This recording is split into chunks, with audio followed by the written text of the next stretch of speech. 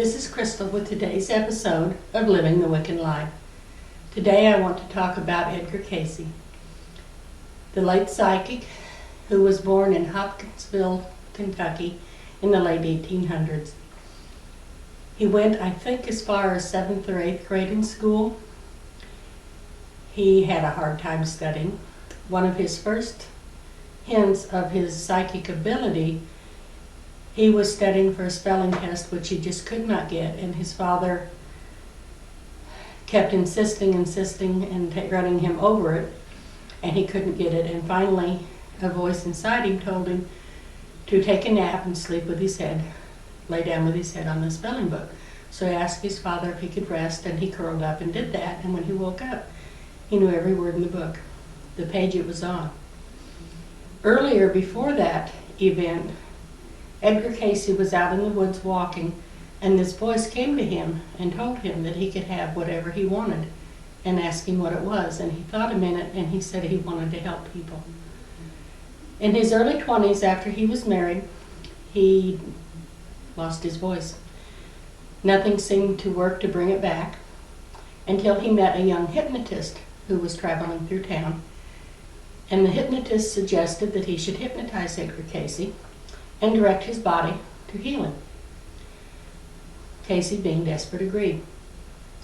The hypnotist put him into hypnosis and asked Cayce what was causing it, and this voice came out, and I forget the exact reason, but gave the reason for it and told the hypnotist, tell the body to flood the area with blood, and he did, and Cayce could talk.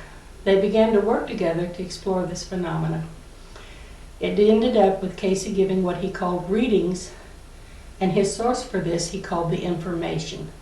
This was a group of, to him, highly evolved spirits that he never tried to be specific about.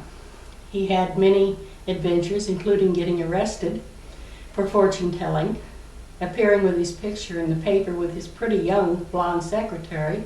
The photographer had cut his wife out of the picture, and many other events. He was poor most of his life. His profession was photography. He was a professional photographer. But he gave what he called readings. All he needed was a person's name, the time, where they would be at the time he was doing the reading. He read for people he never ever saw. He began this, he would lay down, fold his hands across his stomach. His wife would tell him that he could now enter the trance, and he would lay there until he saw a light flash across his eyes, and then he would indicate that he was ready. He read the body like the most highly trained physician. His degree of accuracy was phenomenal. One of the most astounding things that he did, someone, whatever the condition was, had written for help, and he prescribed a very old pharmaceutical remedy. And he even gave them the name of the drugstore in the town where they lived.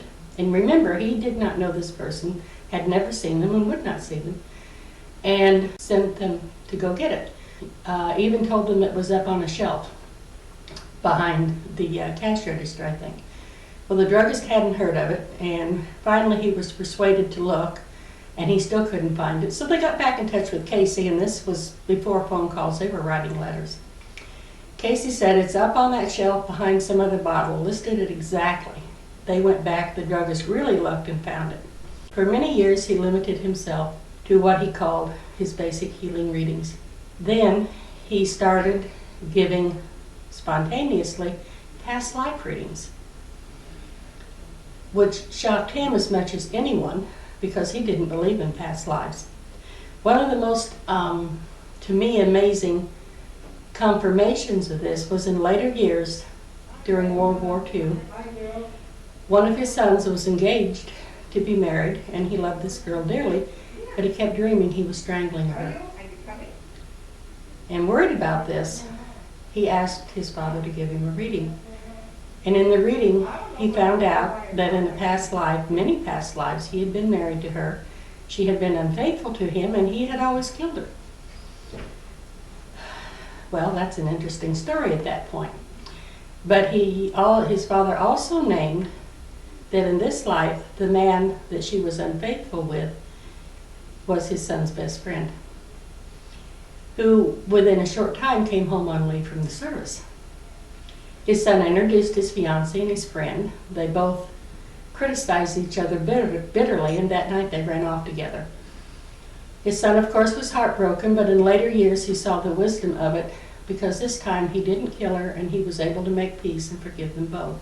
Edgar Cayce also did readings for brand new babies on what their skills were, their past lives, their talents, and what they would do and be in this life. Today there is, and has been for many years, an association. It's the Association of Research and Enlightenment in Virginia Beach, Virginia. They have on record there copies of every reading he ever gave. He had a secretary always that took them down. They have been filed, they've been cataloged. For a very modest fee, you can join the association. They have events every year. And if you're interested in learning more about him, I'm sure you can find books on him in the library. But look up the Association for Research and Enlightenment on the internet and check him out further. He is well worth it. He died in 1945, I believe in February. Thank you so much for letting me share my enthusiasm about Edgar Cayce, and blessed be.